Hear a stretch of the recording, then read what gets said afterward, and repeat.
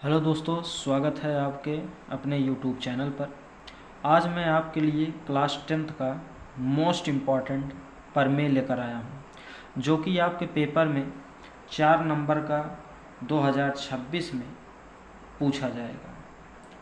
ये 100% गारंटी है, 100% गारंटी के साथ बोल रहा हूँ कि 4 नंबर का आपके बोर्ड पेपर में ये प्रमेय रखा गया है। ठीक, तो बढ़िया से तैयार करके जाइएगा और एक एक कॉन्सेप्ट आपका क्लियर होगा। और वीडियो को पूरा देखें, केवल 6 से 10 मिनट तक केवल एक थ्योरम चलेगा और वही बहुत है। तो कहा क्या है कि किसी बाह्य बिंदु से, तो बाह्य, बहुत से लोगों को बाह्य का मतलब समझ नहीं आता, तो शुद्ध रूप से क्या लिख सकते हैं, बाहर। तो किसी बाह्य बिंदु से वृत्त पर, मतलब कोई बाहर बिंदु है और बिंदु है उसके बाद एक वृत्त भी है। तो सबसे पहले हम एक वृत्त बनाएंगे। क्या बनाएंगे? एक वृत्त। ये आपका हो गया क्या, वृत्त हो गया। और वृत्त के बाहर एक बिंदु है, तो वृत्त के बाहर मैंने एक बिंदु ले लिया और जिसका नाम मैंने P रख दिया। वृत्त के बाहर एक बिंदु लिया और जिसका नाम मैंने P रख दिया। आगे देखते हैं क्या कहा है। खींची गई स्पर्श रेखाओं, तो अभी तक मैंने आपको स्पर्श रेखा, छेदक रेखा ये सब नहीं बताया है, तो आने वाले अगले वीडियो में मैं पूरा इसी का इंट्रोडक्शन ही ले आऊँगा। आज आप थ्योरम देख लीजिए और बताते ही आप समझ जाएंगे, चाहे आप पढ़े हों कुछ इसका, चाहे ना पढ़े हों, ये मेरी पूरी गारंटी है कि आप समझ जाएंगे। तो क्या कहा, खींची गई स्पर्श रेखाओं, मतलब किस पर खींची गई, वृत्त पर। देखिए, वृत्त पर खींची गई स्पर्श रेखाओं, मतलब जो वृत्त पर है, तो पर का मतलब ऊपर, और इसका ऊपर क्या है, ये है, ये जो वक्राकार भाग है ये इसका ऊपर है। ये जो वृत्त है इसका ये जो ऊपर वाला ये गोलाकार भाग है इसी को कहते हैं पर, अर्थात ऊपर। तो इससे सट कर जो रेखा जाएगी उसी को कहेंगे स्पर्श रेखा।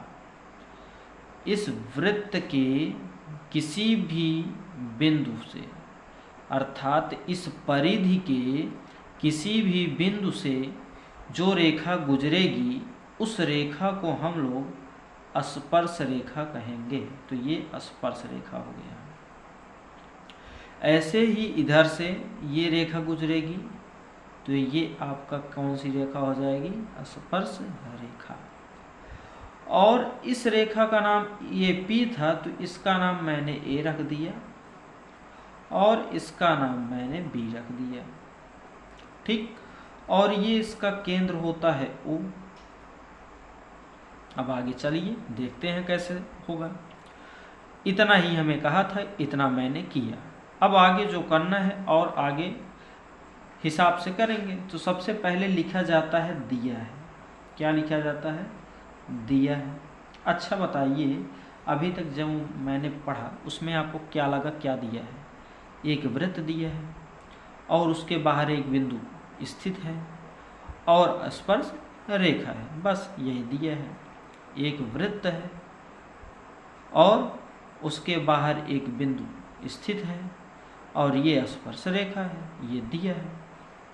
तो लिखेंगे O केंद्र वाले वृत्त में, O केंद्र वाले वृत्त में, O केंद्र वाले वृत्त में स्पर्श रेखा PA और PB है। स्पर्श रेखा PA और PB है। अब हमें सिद्ध क्या करना है, ये दूसरा पॉइंट लिखना पड़ता है। तो सिद्ध करना है।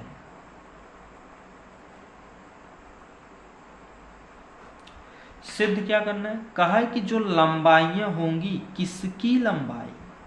तो आप कहेंगे सर स्पर्श रेखाओं की लंबाइयां। किसकी? स्पर्श रेखाओं की लंबाइयां। और रेखाओं क्यों हुआ?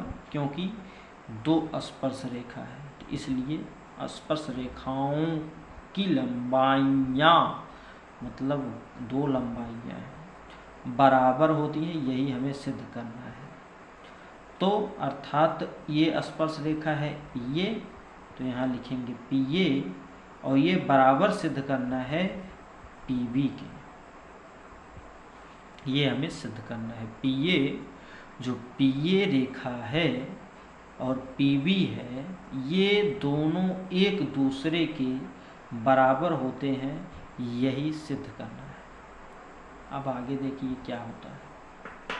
अब सिद्ध करने के लिए बताइए, यहाँ पर कुछ लग रहा है सिद्ध होगा इससे, तो कहेंगे नहीं सर, बिना चतुर्भुज बने या बिना त्रिभुज बने कोई चीज़ सॉल्व ही नहीं होती। तो यही बात है इसमें। तो इसमें हमें सिद्ध करने के लिए या तो त्रिभुज चाहिए या चतुर्भुज, लेकिन इसके लिए त्रिभुज की आवश्यकता है। तो तीसरा पॉइंट क्या लिखना पड़ेगा इसमें? रचना। देखिए आपके दिमाग से खेल कर पढ़ा रहा हूँ, जिससे आपको समझ में आए ना। रचना क्या करेंगे?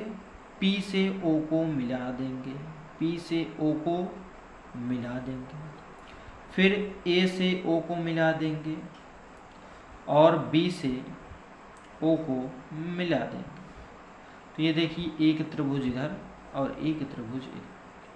अब लिख देंगे रचना में पी ओ कामा ए ओ और बी ओ को मिलाएं।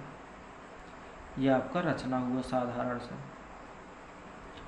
अब उपपत्ति में क्या लिखेंगे? उपपत्ति।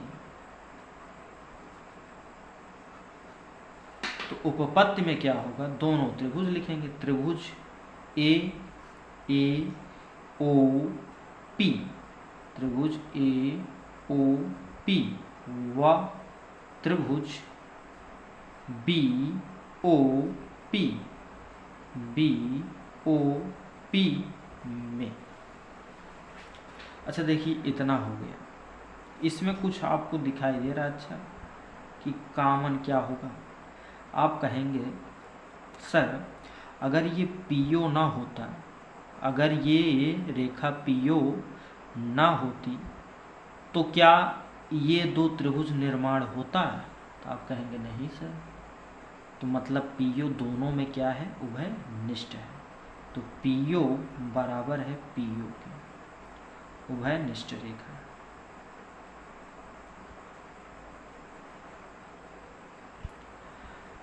दूसरा, सर एक चीज हम और जानते हैं कि अगर केंद्र से कोई रेखा जाती है तो वो त्रिज्या होती है, अगर वृत्त को परिधि को छुई है तो। मैं कहूँगा एकदम बेटा। तो मतलब सर ओ ए जो है वो ओ बी के बराबर होगा। एकदम राइट। तो लिख देंगे ओ ए बराबर है ओ बी के। वृत्त की त्रिज्याएं, वृत्त की त्रिज्याएं इंग्लिश में radius of circle, radius of circle. दो चीज मिल गया। इस त्रिभुज को मुझे सर्वांग सम करना है, क्योंकि जब त्रिभुज सर्वांग सम हो जाएगा तो उसकी हर एक भुजा आपस में बराबर हो जाएगी। जब त्रिभुज सर्वांग सम होगा तो उसकी हर एक भुजा क्या होगी? बराबर। तो मेरा मेन लक्ष्य है कि इस त्रिभुज को सर्वांग सम करना। तो त्रिभुज सर्वांग सम तब होता है जब उसके तीन कंडीशन मिल जाते हैं। तो दो कंडीशन हमें मिल चुका है। तीसरा क्या है सर? आप कहेंगे सर हमने प्रमेय 1 में पढ़ा है कि, या अभी आप नहीं पढ़े हैं तो बट समझ लीजिए क्या, कि अगर स्पर्श रेखा हो और त्रिज्या उस पर जाए, स्पर्श रेखा और त्रिज्या जो स्पर्श बिंदु पर पड़े तो वहाँ पर 90 अंश का कोण बनाती है। तो ये दोनों 90 अंश का कोण बना। एकदम सर। तो लिख देंगे कोण PAO, कोण PAO बराबर है कोण PBO के। ठीक, PBO के समकोण।